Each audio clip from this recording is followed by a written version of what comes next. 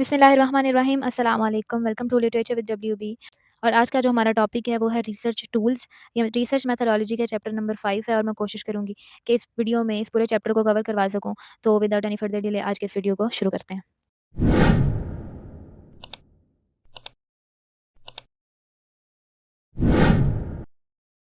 तो जैसा कि आज के हमारे आज जो टॉपिक है वो ये है कि रिसर्च टूल्स, रिसर्च में जो टूल्स इस्तेमाल होते हैं उनके बारे में आज हम लोग स्टडी करने जा रहे हैं। तो सबसे पहले इसमें हम लोग ये देखेंगे कि ऐसा कौन-कौन से सोर्सेज़ हैं जिससे कि हम लोग अपने डाटा को कलेक्ट कर सकते हैं।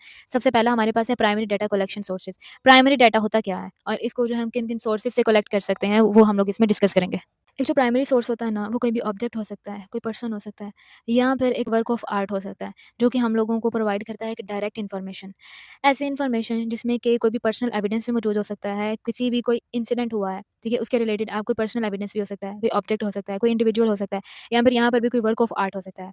जो प्राइमरी रिकॉर्ड्स होते हैं ना, वो एक फाउंडेशन होते हैं फर्दर जो रिसर्चर्स आते हैं ना उनके लिए, ठीक है? और वो अलाउ करते हैं स्टूडेंट्स को या फिर बाकी रिसर्चर्स को कि वो ये जान सकें कि एक स्पेसिफिक इवेंट पे या फिर जो एक्सपीरियंसेस में क्या हुआ था, ठीक है? लाइक जो डाटा है वो ऑलरेडी वहाँ पे मौजूद होगा।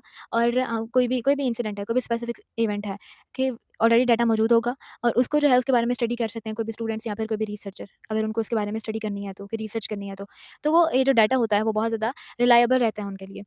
इसके अलावा जो प्राइमरी सोर्सेज़ होते हैं, इसमें क्या होता है कि इसमें जो क्वेश्चंस होते हैं उस टाइम के रिलेटेड, वो ऐसे इंसान के हाथों से लिखे गए होते हैं या फिर क्रिएट किए गए होते हैं जिसने कि उस इवेंट को खुद से ऑब्ज़र्व किया होता है, फर्स्ट हैंड, ठीक है? प्राइमरी मटेरियल जो है ना टिपिकली रिफ्लेक्ट टीम्स और ऑर्गेनाइजेशंस डिस्टिंक्ट पर्सपेक्टिव। एक जो प्राइमरी मटेरियल होता है ना, वो अब रिफ्लेक्ट कर सकता है टीम को या फिर किसी भी ऑर्गेनाइजेशन के जो पर्सपेक्टिव्स हैं, उनको।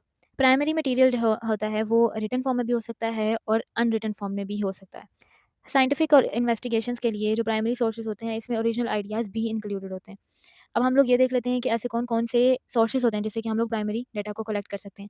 ये किसी की मेमोरीज़ हो सकती हैं, ऑटोबायोग्राफीज़ हो सकती हैं, पर्सनल लेटर्स, डिज़ायर्स, इंटरव्यूज़, क्वेश्चनरीज़ या फिर एक फील्ड वर्क जो कि यूज़ किया हो किसी किसी डाटा को एक्वायर करने के लिए, ठीक है?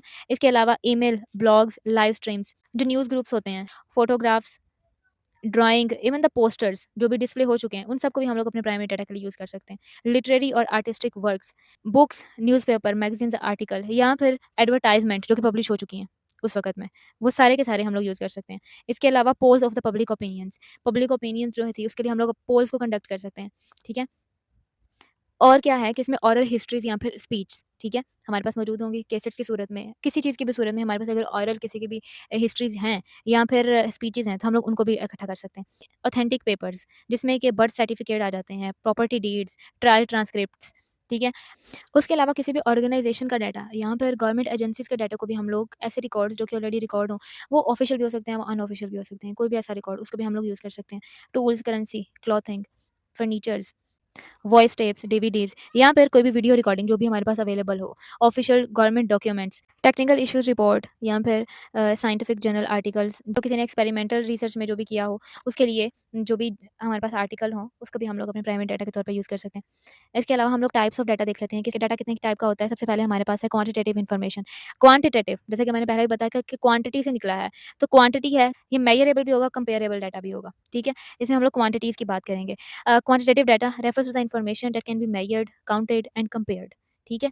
अब इसमें हम लोग न्यूमेरिकल डाटा को इकट्ठा करते हैं। क्वांटिटी से निकला है तो ऑफ कोर्स हम लोग इसमें न्यूमेरिकल डाटा को इकट्ठा करेंगे और इसमें कुछ क्वेश्चंस के आंसर्स दिए जाते होंगे। फॉर एग्जांपल जिसमें कि हू, एज आ गया, जेंडर आ गई, व्हाट और इसमें लाइक व्हाट, व्हेन, वेयर, ये सारे जो क्वेश्चंस हैं इन इससे हम लोग अपने डाटा को कलेक्ट कर सकते हैं। क्वांटिटेटिव डाटा जो है is typically analysed using statistical methods to identify patterns, trends and correlations. जो भी क्वांटिटेटिव डाटा है ना, इसमें हम लोग age, weight, temperature, number of patients with diabetes, blood pressure readings, lab test results, ये सारी चीज़ें जो है ये क्वांटिटेटिव डाटा में आएँगी हमारे पास। क्वांटिटेटिव डाटा जो होता है ना, ये बहुत ज़्यादा यूज़फुल होता है कि हम लोग कंपैरिज़न कर सकते हैं इसका, आइडेंटिफ़ाई कर सकते हैं पैटर्न्स को और हम लोग प्रिडिक्ट भी कर सकते हैं कि हमारे पास रिज़ल्ट क्या आएगा, आउटकम को हम लोग प्रिडिक्ट कर सकते हैं।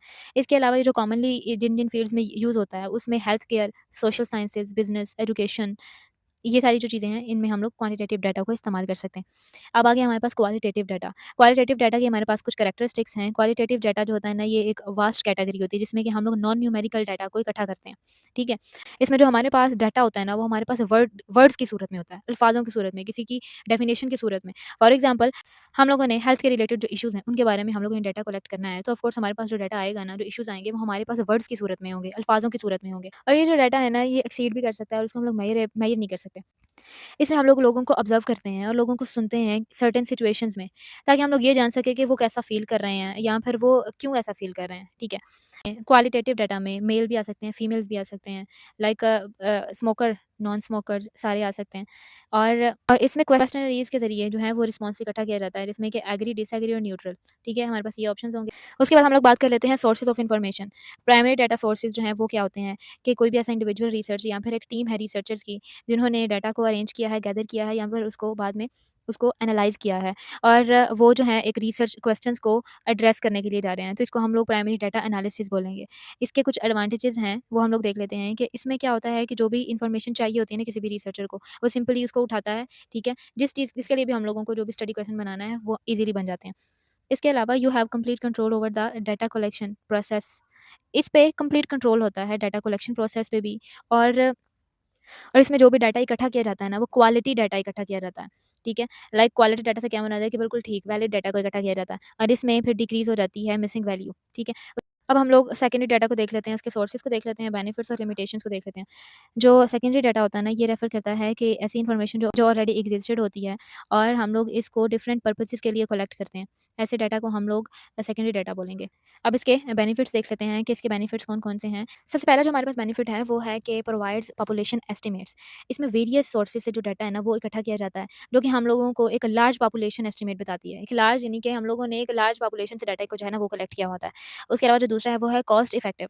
सेकेंडरी डाटा को कलेक्ट करना जो है, वो लेस एक्सपेंसिव होता है। इतना महँगा नहीं होता है जितना ओरिजिनल डाटा जब हम लोग कलेक्ट करते हैं, जितना वो एक्सपेंसिव होता है, उतना ये एक्सपेंसिव नहीं होता है। उसके अलावा टाइम सेविंग। जब हम लोग सेकेंडरी डाटा को कलेक्ट करते हैं, तो इसमें हमारा बहुत कम वक़्त इस्तेमाल होता है और एफर्ट्स भी बहुत कम लगती है। जो फोर्थ वाला है, वो है हमारे पास डाटा जो है, वो ऑलरेडी हमारे पास एक्जिस्टेड होता है। इसलिए हम लोगों को जो पार्टिसिपेंट्स हैं, उनके बारे में फ़िक्र नहीं करनी चाहिए कि पार्टिसिपेंट्स कहाँ से आएँगे। उसके अलावा इसके लिमिटेशंस के बारे में देख लेते हैं। अब ये है, पहला है कि pre existed design and data collection. वो जो स्टडी होती है ना, वो ऑलरेडी कंप्लीट हुई होती है और इस पे ऑलरेडी वर्क भी किया जा चुका होता है, जो कि एक्जिस्टेड डाटा होता है। इसके अलावा इनसफिशिएंट डाटा, हमारे पास अब इतना भी ज़्यादा डाटा नहीं होता कि हम लोग आंसर कर सकें किसी भी स्पेसिफिक रिसर्च क्वेश्चन को। उसके बाद लैक ऑफ मेथोडोलॉजी इन्फॉर्मेशन।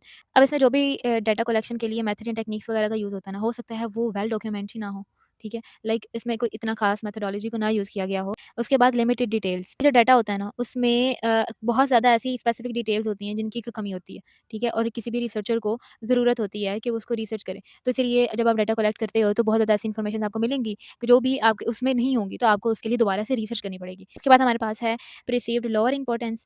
कुछ फील्ड्स या डिपार्टमेंट्स में सेकेंडरी डाटा को इतनी ज़्यादा इम्पोर्टेंस नहीं दी जाती है, ठीक है? ओरिजिनल रिसर्च को ही कंडक्ट किया जाता है, सेकेंडरी डाटा पर वो रिलाई नहीं करते।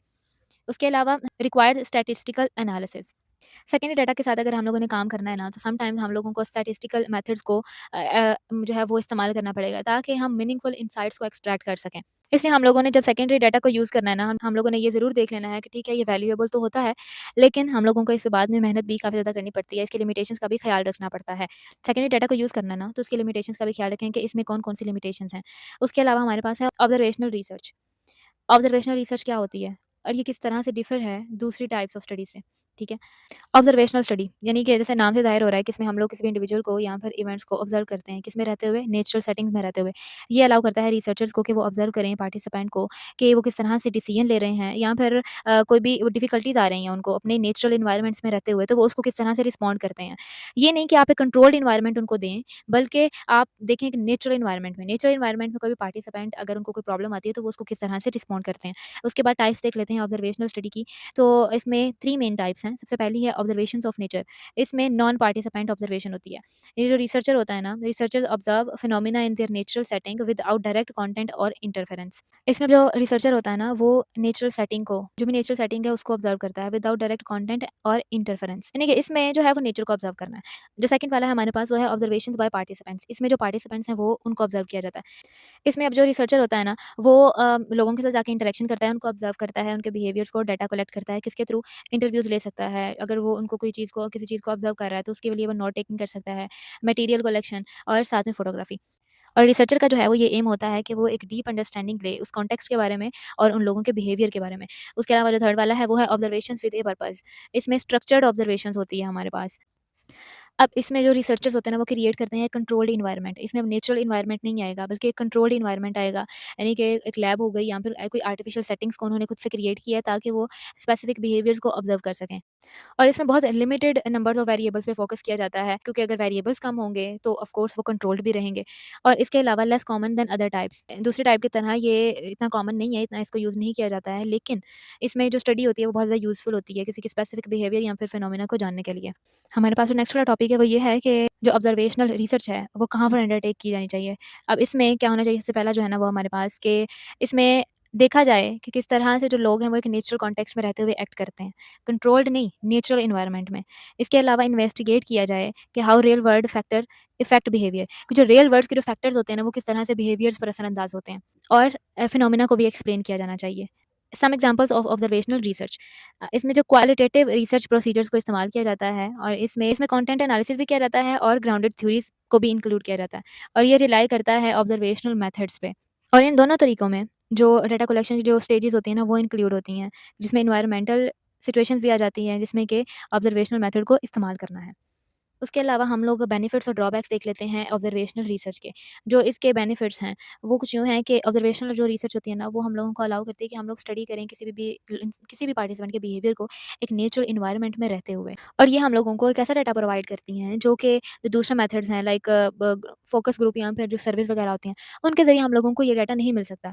ठीक है? अगर हम लोग किसी का बिहेवियर को ऑब्जर्व कर रहे हैं एक कंट्रोल्ड एनवायरनमेंट में रहते हुए, तो वो मोर एक्यूरेट और रिलायबल रिजल्ट देंगे। ड्रॉबैक्स देख लेते हैं। इसमें lack of control over environment. इसमें हम लोग ज़ाहिर है एनवायरनमेंट को इतना खास कंट्रोल नहीं कर पाते, तो इसमें लैक इस चीज़ का होता है, जो कि हम लोगों के लिए बाद में वेरिएबल्स को कंट्रोल करने में भी चैलेंज बना देते हैं। उसके अलावा ऑब्जर्वेशनल रिसर्च जो है, इसमें बहुत ज़्यादा टाइम कंज्यूमिंग है और कॉस्टली भी है। और इसमें कोई भी जो रिसर्चर है ना, वो बायस्ड भी हो सकता है, ठीक है? लाइक अगर उसको कोई चीज़ नहीं पसंद आ रही है, तो उसके लिए वो बायस्ड किस्म का एक अपना रिव्यू दे सकता है। उसके अलावा इसका जो ड्रॉबैक है वो ये है कि एथिकल कंसिडरेशन, कुछ ऐसे इश्यूज़ भी आ सकते हैं जिसकी वजह से किसी की प्राइवेसी डिस्टर्ब हो सकती है, ठीक है? इसके अलावा data analysis can be complex and subjective. Data बहुत ज़्यादा कॉम्प्लेक्स और सब्जेक्टिव भी हो सकता है।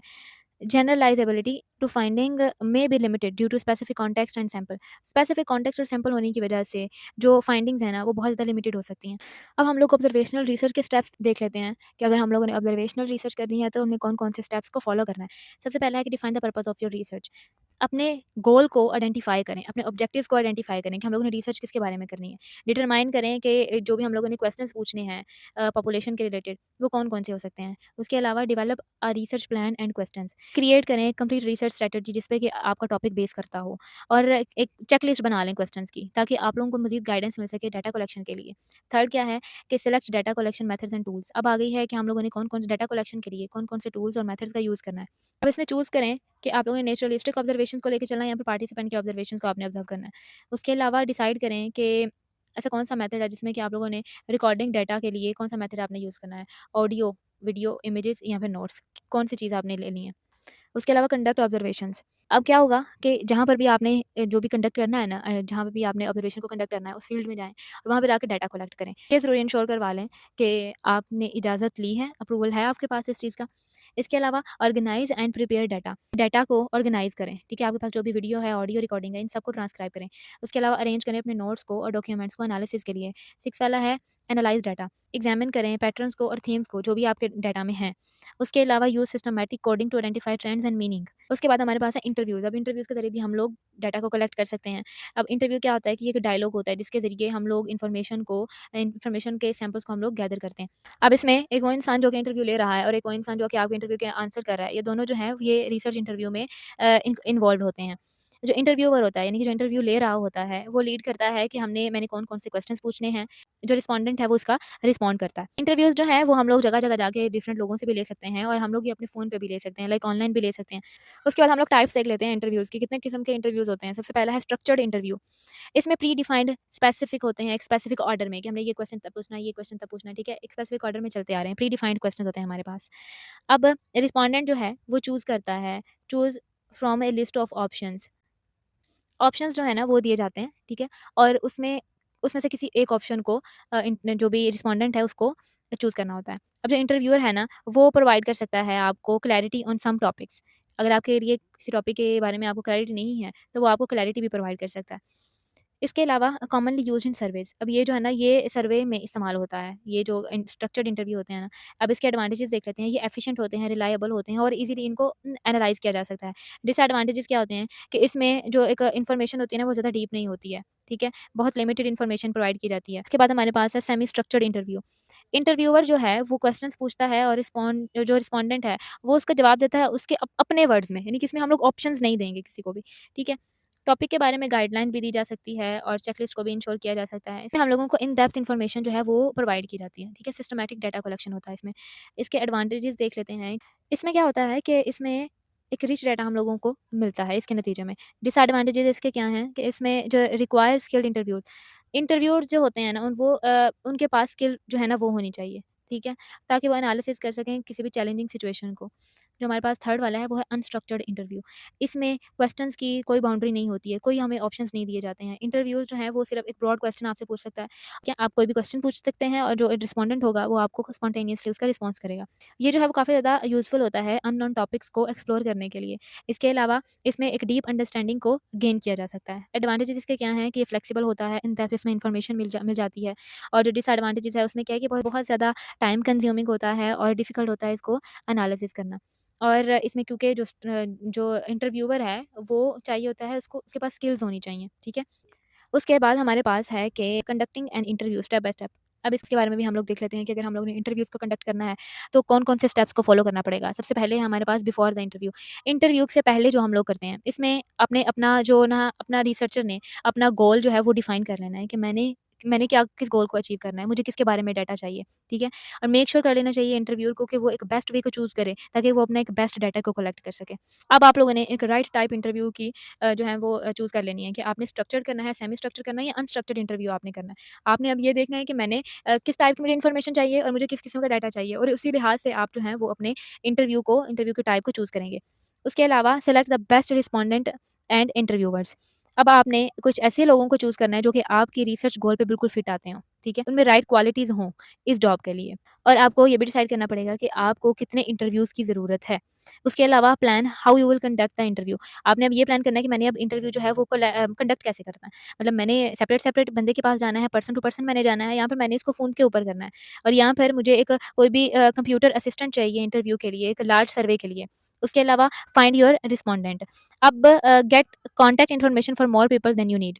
अब क्या करना है आपने कि आपने जितनी आपको रिस्पोंडेंट चाहिए ना, उससे ज़्यादा लोगों के आपने कॉन्टैक्ट इन्फॉर्मेशन ले लेनी है। क्योंकि समटाइम्स लोग जो हैं वो रिस्पॉन्स नहीं करते हैं, ठीक है? ताकि अगर आप ज़्यादा ले लेंगे तो फ़ायदे में रहेंगे, इसलिए आप लोगों ने ज़्यादा रिस्पोंडेंट को लेना है। उसके बाद आप जो है वो इंट्रोड्यूस करवाएँ अपने आप को, अपनी ऑर्गनाइज़ेशन को और अपने रिसर्च आइडिया के बारे में बताएँ उनको फ़ोन पे, ईमेल के ज़रिए या फिर लेटर के ज़रिए। उसके अलावा आपने क्या करना है 6 वाले पॉइंट में कि आपने अपनी अपॉइंटमेंट्स को शेड्यूल कर लेना है, ठीक है? और ये नहीं कि आपने अचानक से ही जाके तो सर्वे करना आपने इंटरव्यू जो है वो करना शुरू कर देना है, बल्कि आपने एक शेड्यूल बना लेना है अपॉइंटमेंट्स का और उनको भी बता देना है ताकि आप अपना जो पर्पज़ है इंटरव्यू का उसको आप एक्सप्लेन कर सकें और जो अभी हमारा रिस्पोंडेंट है, वो भी ईज़िली जो है वो उसमें पार्टिसिपेट कर सके, उसको पता हो कि मैंने जो है वो पार्टिसिपेट करना है। उसके अलावा ड्यूरिंग इंटरव्यू हम लोगों ने क्या करना है कि हम लोगों ने वेलकम करना है रिस्पोंडेंट को और साथ हम लोगों ने अपनी फ्रेंडली बट वो प्रोफेशनल एक फ्रेंडली होनी चाहिए, उस टोन को हम लोगों ने थ्रू आउट कन्वर्सेशन लेके चलना है। उसके अलावा क्या करना है हम लोगों ने कि क्लियर करना है अपने पर्पज़ को कि हम ये रिसर्च क्यों कर रहे हैं और उनको ये बताना है कि आपकी जो पार्टिसिपेशन है इस इंटरव्यू में कितनी इंपॉर्टेंट है और कितनी देर लगेगी इस इंटरव्यू को लेने में, ठीक है? उसके बाद जो थर्ड वाला है कि be flexible and willing to reschedule if the respondent had the scheduled conflict. अगर उस रिस्पोंडेंट को कोई इश्यू आ रहा है उस टाइम में तो आप उसको रीशेड्यूल करवा लें, ठीक है? ज़बरदस्ती इंटरव्यू लेने नहीं पहुँच जाना है। आप उसको रीशेड्यूल करवा लें, कहें कि ठीक है अगर आप फ्री नहीं हैं तो ख़ैर है हम फिर कभी आ जाएँगे, ठीक है? तो उसके बाद क्या करना है कि describe the interview format and what to expect. Interview के फॉर्मेट को डिस्क्राइब करना है और आपने उनको बताना है कि मुझे क्या चाहिए, मैं क्या एक्सपेक्ट कर रहा हूँ, ठीक है?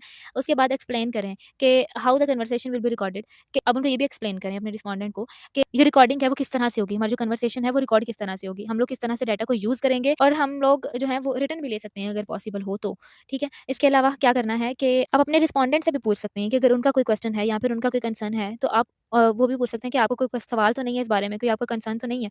इसके अलावा आपने एक न्यूट्रल टोन रखनी है, एक न्यूट्रल लैंग्वेज को आपने यूज़ करना है जब आपने उनसे क्वेश्चंस पूछने हैं या फिर आपने टॉपिक्स को एक्सप्लोर करना है। आपने अपने टॉपिक पे जो है वो फ़ोकस्ड रहना है ताकि आपको जितना टाइम अलॉट किया गया है, आप उसी टाइम में अपने इंटरव्यू को कंडक्ट कर सकें, उसी टाइम में आप अपने इंटरव्यू को कंप्लीट कर सकें। और ड्यूरिंग इंटरव्यू आपने क्या करना है कि अपने नोट्स को जो है अपने नोट्स को और रिकॉर्डिंग डिवाइस को बार-बार आपने चेक करते रहना है कि क्या ये सही से काम कर रही है।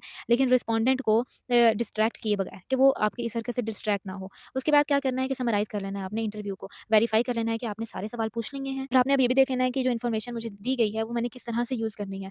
और उसके बाद आप उनको एक्सप्रेस करें अपना ग्रैटिट्यूड रिस्पोंडेंट को और फिर पूछें अगर आपका कोई और भी क्वेश्चन है तो। ठीक है? ये हो गई ड्यूरिंग इंटरव्यू आपने क्या करना है। अब आफ्टर इंटरव्यू आपने क्या करना है, डबल चेक करते जाएँ that the interview was recording correctly and take extra notes if needed. Double check करें कि क्या जो इंटरव्यू है वो सही से रिकॉर्ड हुआ है और एक्स्ट्रा नोट्स भी ले लें अगर ज़रूरत है तो, ठीक है? उसके अलावा get your interview response ready और अपना इंटरव्यू जो रिस्पॉन्स है उसको भी आप रेडी रखें, ठीक है? और क्या करना है आपने कि आपने राइट डाउन कर लेना है वर्ड फॉर वर्ड कि क्या जो है अनस्ट्रक्चर्ड में और सेमी स्ट्रक्चर्ड इंटरव्यूज़ में आपने क्या कहा था, ठीक है? उसके अलावा use specific software to analyse structured interview response. Special software को आपने यूज़ करना है स्ट्रक्चर्ड इंटरव्यू रिस्पॉन्सेज़ के लिए। हर एक चीज़ को एनालाइज़ करें कि आपको जो भी चीज़ आपको चाहिए डाटा के रिलेटेड, उसको ट्रांसक्रिप्ट चाहिए, रिकॉर्डिंग चाहिए, नोट्स लेने हैं या ऑब्जर्वेशंस आपने लेनी है। इसके अलावा आपने टूल्स फॉर कोडिंग, कोडिंग के लिए कौन-कौन से टूल्स जो हैं वो इस्तेमाल करने हैं या फिर कैटेगरीज़ कौन-सी आपने इस्तेमाल करनी है। इसके अलावा software for data analysis research questions and goals. ये सारी चीज़ें जो हैं वो ऑलरेडी आपके पास मौजूद होनी चाहिए। उसके बाद हमारे पास जो नेक्स्ट वाला सोर्स है वो है क्वेश्चनरीज़। क्वेश्चनरीज़ क्वेश्चन से निकला है तो हम लोग क्वेश्चंस के ज़रिए डाटा को कलेक्ट कर सकते हैं। ये भी एक रिसर्च टूल है जो कि डाटा को कलेक्ट करने के लिए इस्तेमाल होती है अ लार्ज नंबर ऑफ पीपल से। ठीक है? It's a series of questions आपके पास एक सीरीज़ ऑफ क्वेश्चन्स होती है जो कि हेल्प करती है आपको इन्फॉर्मेशन कलेक्ट करने में। ये भी बिल्कुल रिटन इंटरव्यू की तरह ही होता है, सिमिलर होता है उसी की तरह। अब ये सवाल जो है वो किसी इंसान के सामने जाके भी पूछे जा सकते हैं, फ़ोन पे भी पूछे जा सकते हैं, ऑनलाइन या फिर बाय ईमेल भी आप पूछ सकते हैं। अब ये जो है ये कॉस्ट इफेक्टिव भी हो सकता है, क्विक भी है और एफिशिएंट वे है एक लार्ज अमाउंट ऑफ डाटा को कलेक्ट करने के लिए। एक large number of groups of people से अगर आपने लेना है डाटा तो आप इस मेथड को यूज़ कर सकते हैं। कुछ बेनिफिट्स देख लेते हैं इसके। रिसर्चर की प्रेज़ेंट होने की ज़रूरत नहीं है, ठीक है? उसके अलावा quick access to data, data की जो एक्सेस है वो आपको फ़ौरन से मिल जाती है। और ability to study a large number of people, large number of people के बारे में आप लोग स्टडी कर सकते हैं। अब ये जो डाटा है वो क्वालिटेटिव और क्वांटिटेटिव डाटा मतलब इन दोनों से आप जो है वो कलेक्ट कर सकते हैं। Using a mix of open and closed question. Close question भी इसमें इस्तेमाल हो सकते हैं और ओपन क्वेश्चंस का भी आप लोग इसमें इस्तेमाल कर सकते हैं। इसके अलावा इसके लिमिटेशंस देख लेते हैं कि इसमें जो रिस्पोंडेंट होता है ना, हो सकता है वो आपको गलत इन्फॉर्मेशन दे दे। To protect their social images and reputation, अपने सोशल इमेज या फिर रेपुटेशन को सेव करने के लिए, उसको प्रोटेक्ट करने के लिए वो आपको गलत इन्फॉर्मेशन भी दे सकता है। इससे हट के अगर बात करें तो जो क्वेश्चनरीज़ हैं ये एक यूज़फुल टूल है रिसर्चर्स के लिए।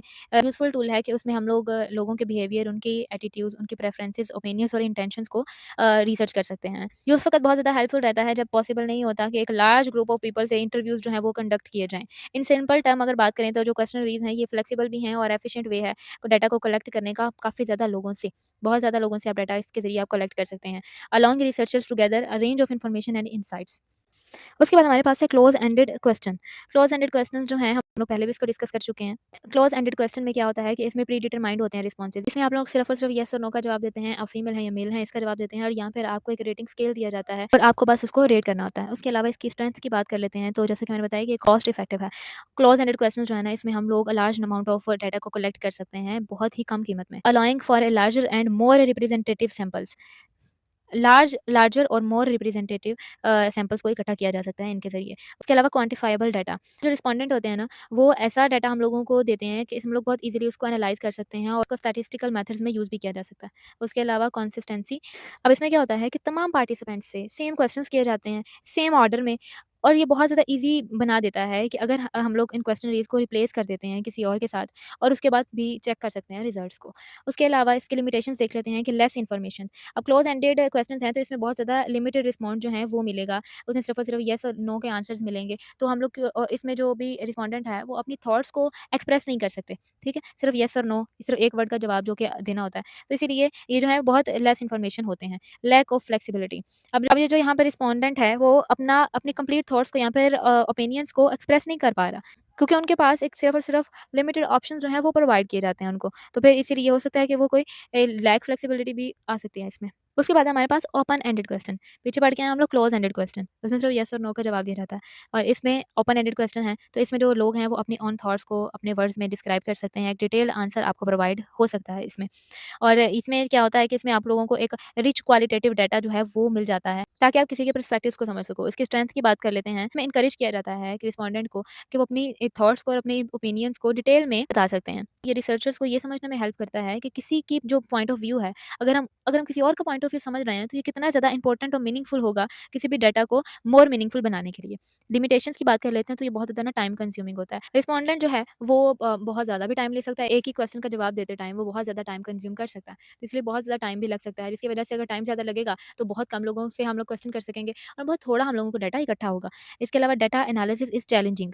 अब इसमें क्या होता है कि इसमें क्योंकि क्वालिटेटिव डाटा हम लोगों को मिलता है न, तो क्वालिटेटिव डाटा रिक्वायर्स जो क्वालिटेटिव डाटा होता है उसमें हम लोगों को रीडिंग करना पड़ती है, अकॉर्डिंग रिस्पॉन्सेज़ देखने पड़ते हैं। तो इसलिए काफ़ी ज़्यादा ये टाइम कंज्यूमिंग भी होता है और इसमें डाटा को एनालिसिस करना भी एक चैलेंज बन जाता है। Not suitable for everyone. अब ओपन एंडेड क्वेश्चंस जो है ना ये रिक्वायर करते हैं कि बेटर राइटिंग स्किल्स हो, वर्बल कम्युनिकेशंस आपके पास हों। बहुत ज़्यादा लेस सूटेबल होता है कुछ इंडिविजुअल्स के लिए जिनके पास बहुत लिमिटेड नॉलेज होता है या फिर लैंग्वेज की प्रोफिशिएंसी होती है। उसके अलावा हम लोग देख लेते हैं sources for secondary data collection. Secondary data जो है उसको हम लोग ऑलरेडी पढ़ चुके हैं कि वो क्या होता है कि secondary data refers to information that are already been collected and made available for the researchers to use their own study. यानी कि ऐसा डाटा जो ऑलरेडी एग्जिस्टेड होता है और उसी को जो रिसर्चर्स हैं वो अपनी स्टडी में यूज़ कर सकते हैं, उसको हम लोग सेकेंडरी डाटा कहते हैं। अब ये जो डाटा होता है ये कंपाइल किया जाता है ओरिजिनल डाटा के साथ और ये जो है वो डिफरेंट प्लेसेस से लिया जा सकता है। फॉर एग्जांपल इसमें ये हम लोग जनरल्स से ले सकते हैं, personal contacts, publications, newspapers, websites, government records, ठीक है? इन सब चीज़ों से हम लोग ये डाटा को कलेक्ट कर सकते हैं। डाटा सेकेंडरी डाटा जो है ये ईज़िली एक्सेसिबल होता है और रिक्वायर्स लेस रिसर्च और इसमें बहुत लेस हम लोगों को बहुत कम एफर्ट इस्तेमाल करनी पड़ती है और हम लोगों को सेकेंडरी डाटा ईज़िली मिल जाता है, जो कि ऑलरेडी क्योंकि एक्जिस्टेड होता है, बहुत कम हमें इसमें मेहनत करनी पड़ती है। प्राइमरी डाटा के साथ अगर हम लोग इसको कंपेयर करें, सेकेंडरी डाटा जो है वो हमें बहुत ईज़िली एक्सेसिबल होता है, बहुत जल्दी मिल जाता है और इसमें बहुत कम एफर्ट जो हम लोगों को यूज़ करनी होती है। इसके सोर्सेज़ को देख लेते हैं। सबसे पहले हमारे पास है books, a large source of information on various topics. जो हमारे पास बुक्स होती हैं, वो बुक्स में हमारे पास एक रिलायबल डाटा होता है रिसर्च के लिए। तो हम लोग बुक्स से जो डाटा है वो हम लोग इन्फॉर्मेशन को कलेक्ट कर सकते हैं, वहाँ के डाटे को हम लोग यूज़ कर सकते हैं। प्रिंटेड सोर्सेज़, ऐसा मटेरियल जो कि पब्लिश होता है, फॉर एग्जांपल आर्टिकल्स, रिपोर्ट्स या फिर दूसरे डॉक्यूमेंट्स जिसमें कि वैल्यूएबल डाटा होता है, उसको भी हम लोग यूज़ कर सकते हैं।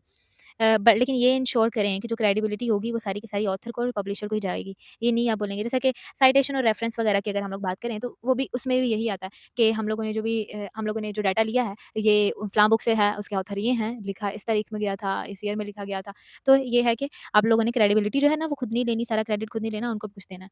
उसके अलावा अनपब्लिश्ड पर्सनल सोर्सेज़, इसमें प्राइवेट डॉक्यूमेंट्स आ जाते हैं, जैसा कि कुछ कंपनी रिपोर्ट्स या फिर पर्सनल कॉरेस्पॉन्डेंस आ जाती है। ये भी यूज़फुल हो सकता है अगर आपको परमिशन मिल जाए कि हाँ, आप ये डाटा यूज़ कर सकते हो, ठीक है? उसके बाद जनरल्स आ जाते हैं। जनरल्स जो होते हैं ना, इसमें करंट इन्फॉर्मेशन आप लोगों को मिल जाती है, क्योंकि हम लोगों को करंट अफेयर्स के बारे में पता चलता है कि क्या चल रहा है। तो बुक्स जो है वो क्योंकि ऑलरेडी लिखी जा चुकी होती हैं, तो उसमें तो हम लोग करंट अफेयर्स के बारे में नहीं देख सकते ना, तो इसलिए जनरल्स जो हैं, वो ज़्यादा मोर फ़ोकस्ड होती हैं इन्फॉर्मेशन के लिहाज़ से एज़ कम्पेयर टू बुक्स। उसके अलावा न्यूज़पेपर्स, अब ये भी न्यूज़पेपर भी जो हैं वो जनरली होते तो ट्रस्टवर्दी ही हैं, हम लोग इनको भी यूज़ कर सकते हैं क्योंकि न्यूज़पेपर में कवर किया रहता है social, economic, educational issue. Newspaper जो है वो इन सब इश्यूज़ को कवर करता है। लेकिन ये साइंटिफिक इन्फॉर्मेशन के लिए जो है ये बेस्ट नहीं होगा, क्योंकि साइंटिफिक इन्फॉर्मेशन के लिए बहुत लैक इन्फॉर्मेशन होती है न्यूज़पेपर्स में। बहुत कम है कि कभी ना कभी इसके बारे में भी बात कर ली जाए, लेकिन साइंटिफिक इन्फॉर्मेशन के लिए न्यूज़पेपर का इस्तेमाल नहीं किया जाना चाहिए। इसके अलावा वेबसाइट्स, आजकल जो है जैसा कि इंटरनेट का जो है वो दौर है, internet can be unreliable. Internet जो है ना वो अनरिलायबल हो सकता है। कुछ वेबसाइट्स ऐसी होती हैं, specially governments and commercial ones provided accurate data. सिर्फ़ और सिर्फ़ कुछ वेबसाइट्स ही होती हैं जो कि हम लोगों को एक्यूरेट डाटा जो है वो प्रोवाइड करती हैं। इसीलिए जब हम लोगों ने वेबसाइट्स वगैरह से डाटा कलेक्ट करना है, तो हम लोगों ने ध्यान से देख के करना है कि क्या ये ऑथेंटिक है, कि ये एक्यूरेट डाटा है। उसके अलावा ब्लॉग्स, हम लोग जो है ब्लॉग्स के ज़रिए भी डाटा को कलेक्ट कर सकते हैं। उसके अलावा डायरीज़, इसमें ये पर्सनल रिकॉर्ड्स होते हैं, लाइक पब्लिक डायरीज़ हो गई और ये भी हम लोगों को ऑफ़र करते हैं कि हम यूनिक इनसाइट्स बनाएँ लेकिन ये बहुत रेयर है कि ये हम लोग रिसर्च वगैरह में यूज़ करें। उसके अलावा गवर्नमेंट डॉक्यूमेंट्स, ये एक रिलायबल सोर्स होता है, ठीक है? और गवर्नमेंट रिकॉर्ड जो है वो प्रोवाइड करते हैं वैल्यूएबल डाटा वेरियस फ़ील्ड्स में, जिसमें कि बिज़नेस, सोशल साइंसेज़ और ह्यूमैनिटीज़ आ जाती हैं। उसके अलावा पॉडकास्ट, पॉडकास्ट के ज़रिए भी हम लोग जो है ना, ये भी बिल्कुल सिमिलर होता है ऑनलाइन रेडियो की तरह कि 2 बंदे जो हैं वो आपस में बात कर रहे हैं, एक सवाल पूछ रहा है, दूसरा उसका जवाब दे रहा है। तो यहाँ से भी हम लोग जो है वो ऑनलाइन डाटा जो है यहाँ से भी इकट्ठा कर सकते हैं। अगर बात करें तो सेकेंडरी डाटा को कलेक्ट करने के लिए हम लोग मज़ीद भी चीज़ें इस्तेमाल कर सकते हैं, जिसमें कि public sector data, letters, radio stations, public records. तो ये था आज का लेक्चर। वीडियो काफ़ी लंबी हो गई है, लेकिन मैंने पूरी कोशिश की है कि मैं आपको ये एक ही वीडियो में आपको पूरा का पूरा चैप्टर कवर करवा सकूँ। तो वीडियो पसंद आई हो तो लाइक कर दें, चैनल पे नए हो तो यार सब्सक्राइब कर दें। मुझे समझ नहीं आती मैं आपको कितनी दफ़ा बोलूँ, आप लोग लाइक वीडियो देखते हो लेकिन आप लोग सब्सक्राइब नहीं करते हो। यार अगर फ़ायदेमंद हो रही हैं तो प्लीज़ सब्सक्राइब करना तो बनता है ना। तो प्लीज़ चैनल को ज़रूर सब्सक्राइब करें और वीडियो पसंद आई हो तो लाइक भी कर दें। तो इंशाल्लाह मिलते हैं फिर नेक्स्ट वाली वीडियो में, तब तक अपना ख्याल रखिएगा। अल्लाह हाफ़िज़।